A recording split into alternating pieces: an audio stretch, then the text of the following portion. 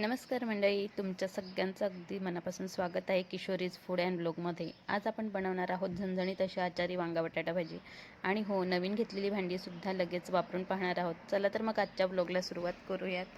तर इथे आहे ना पाणीपुरी बनवलेली आहे, म्हणजे नवीन भांड्यांमध्ये त्याचा वापर करून झालेला आहे. आणि त्यानंतर आहे ना तुरीच्या शेंगा होत्या, तर त्या खाऊन झालेल्या, परंतु राहिलेल्या म्हटलं त्याचीसुद्धा भाजी बनवावी. तर छान अशा शेवग्याच्या शेंगा घालून तुरीचे दाणे काढून घेतलेले आणि मस्त भाजी बनवून झालेली आहे. दुपारचा स्वयंपाक रेडी आहे. ते सुकट ठेवलेले आहेत. सकाळी ऊन येतो ना त्याच्यामुळे ठेवले. आणि हे तेजपत्ता वाळवून ठेवलेले. इथे फुलं इथे निर्माल्यात टाकायची आहेत. आणि याचा मनी प्लांट बघा कसा छान मस्त असा झालेला आहे. इथे ना वांगे आणि बटाटे कापून घेतलेले आहेत, थोडेसे मोठ्याच फोडी ठेवलेल्या. आणि पाहू शकता वांग्यातला जो बी आहे ना तो काढून घेतलेला, कारण मला टोमॅटो आणि वांग्याचा बी अजिबात आवडत नाही.